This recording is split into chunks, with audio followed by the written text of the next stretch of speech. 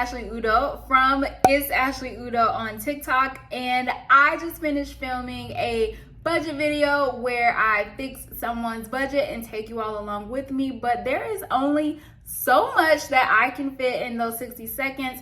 So I thought I would make a long form video so you can see all of the details and you get to see all the mess that is behind me, because usually I can crop that out when the video is vertical. So let's get started. Today we have a teacher that gets one monthly paycheck for $4,000. Let me show you what we fixed. They have pretty typical bills: a mortgage, car note, water, internet, insurance, nothing really out of the ordinary. They have a credit card. At the time that they reached out to me, they were going to put $245 to this, and then they would only have $94 remaining before they were credit card debt free. So they're in a really good place there. They spend, I think, a pretty good amount on groceries for the month, and then they had $87 remaining in their budget. Now, the first thing that I noticed with this is that they are not using the every dollar gets a job method. So why it is so important to make sure that you are using a zero-based budget is because when you don't give this $87 a job, it will just go do whatever, and you will get to the end of the month or the end of your pay period and you'll have no idea where this money went.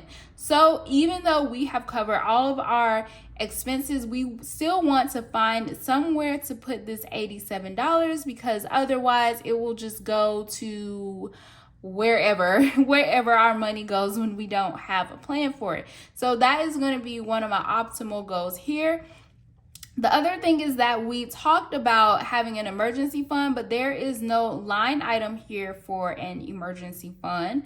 So we want to make sure that when we set goals for ourselves that we make them an official line item here, because otherwise they kind of just become a dream, and then it becomes I'll get to it, and of course we never get to it. So making this a line item will not only help us stay accountable, it'll also keep us motivated and just make this a reality. So before we get started with any budget evaluation, I always like to ask, what is the person's money personality?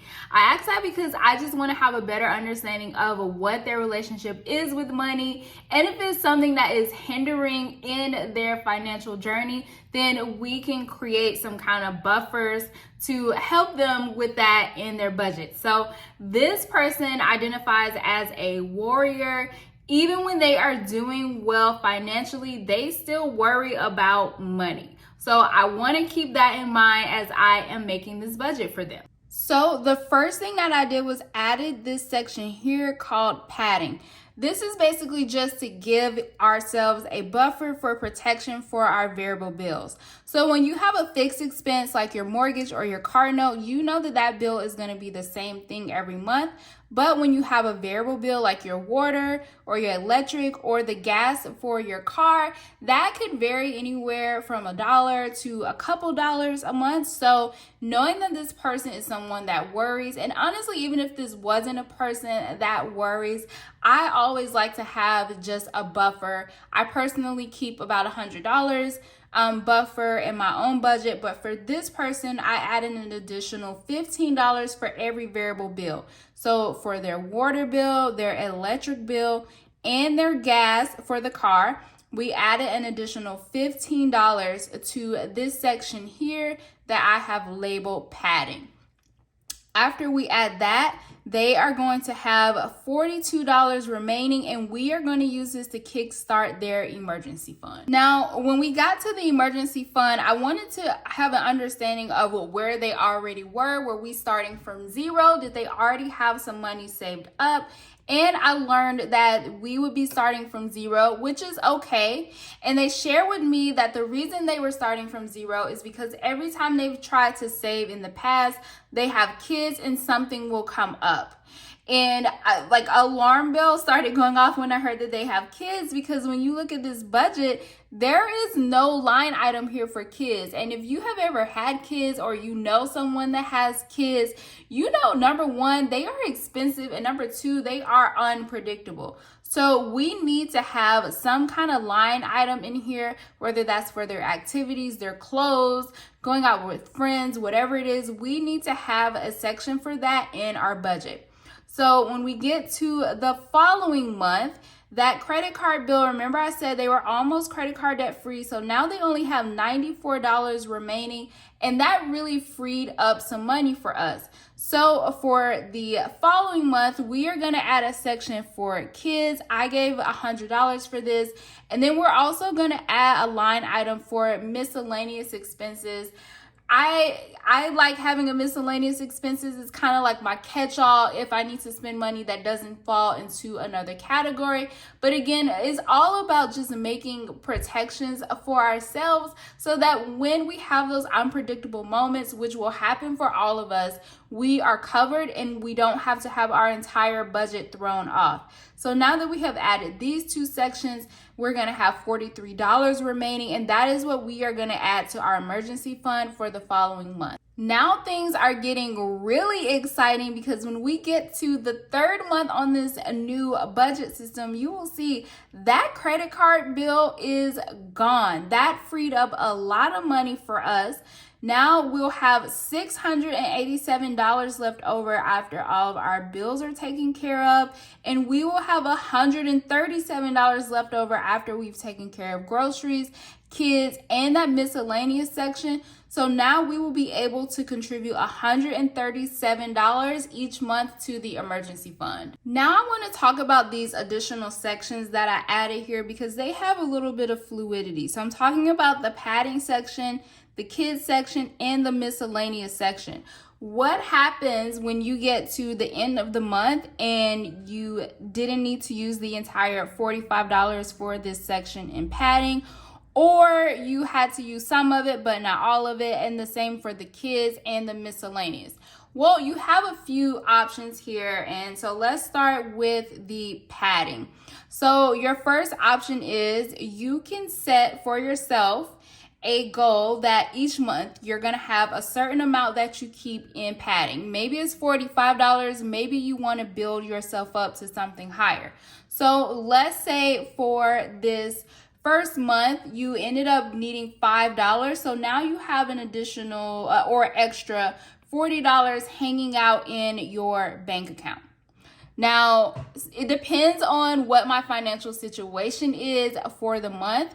Sometimes if I want to be really aggressive with my emergency fund, I can say, okay, no matter what, I want to have $45 in this padding, and I will just restart it at the beginning of the next month. So I'm going to take this $40 extra and add it to my emergency fund. Or I went over a little bit with the kids, so I'm going to take that $40 and add it to the kids' budget so they have a buffer for the next month.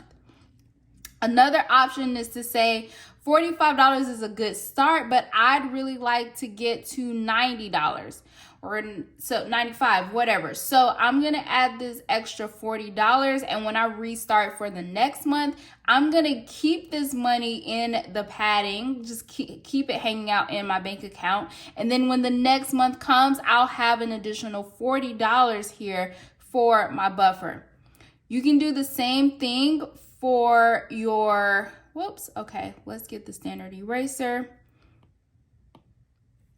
Oh, sorry. Okay, thank you. Okay, I'm a hot mess. That's okay though. Doop. Okay, you could do the same thing if you had debt, which I have done as well. If this person still had some debt here, we could say, all right, I didn't need the full $45. I only needed $40. So I'm going to be able to take this extra, I guess if I use $40. I'm horrible at my math off the top of my head right now, if you can't tell. Okay, so let's say I only needed $5 from this, and now I have an extra $40. I can send that $40 and make an extra debt payment for that month. So you have a few options here that you can do. The same thing goes for if this would have happened in the section for the kids, or if this would have happened in your section for the miscellaneous. Now, for my daughter, I'm constantly in TJ Maxx or somewhere buying her random stuff. So I kind of just let this cash envelope hang out, and just for safety reasons, I may say, okay, I don't want to carry more than $300 cash on me. So I will just let this section roll over. And then once I hit $300 for the following month, I either just won't fund it and I will send this entire $100 to my emergency fund or to extra debt.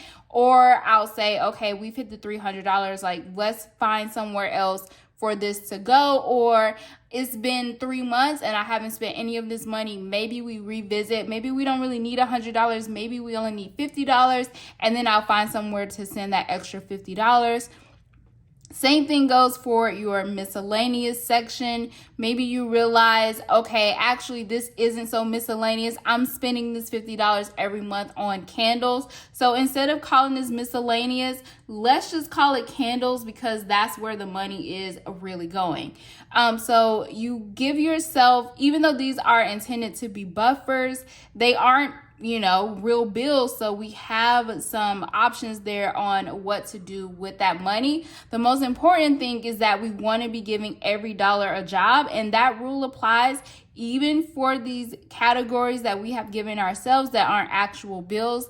We still want to make sure that that money has a purpose. And once it is no longer being used for its intended purpose, we need to find somewhere else to put it. There were two final things that I wanted to cover for this budget, and that was the car note and the electric bill. This electric bill seemed just a little high to me. I think we can get that a little lower. So I want this person to look into a budget billing program in their state. Almost every state has one, and you don't have to have a certain income to qualify for it for most states. Basically, the idea is that you will be charged the same amount each month regardless of your consumption. I did this for myself after my electric bill was $225 one month, and I was able to sign up for that program, and now I pay $75 for my electric bill every month.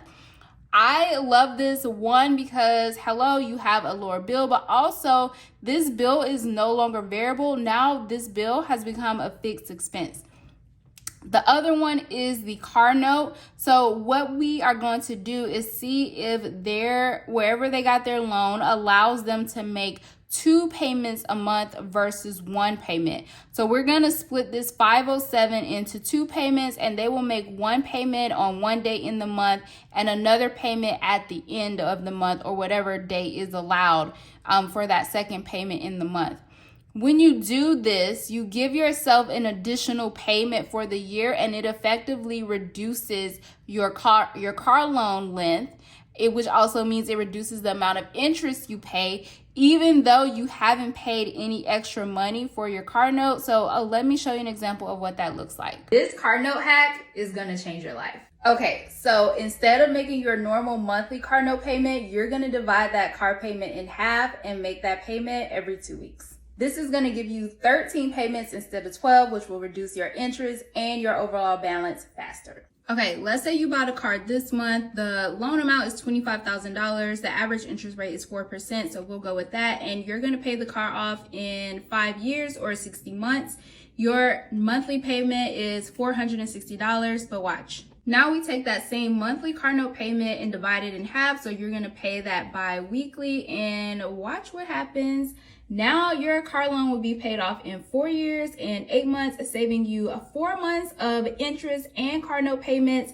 And all you did was take your monthly car note and divide it in half. This is how I paid off my car note, so I know it works. If you enjoyed this video, be sure to give me a thumbs up and subscribe. I'm going to start posting on here more. And if you aren't already, be sure to follow me on TikTok. All the good stuff is happening on TikTok. I have a ton of personal finance videos over there. I post anywhere from 3 to 4, maybe even 5 times on a good week. And if you are interested in having your own budget reviewed, I have all of the details in the description box. Until next time, bye.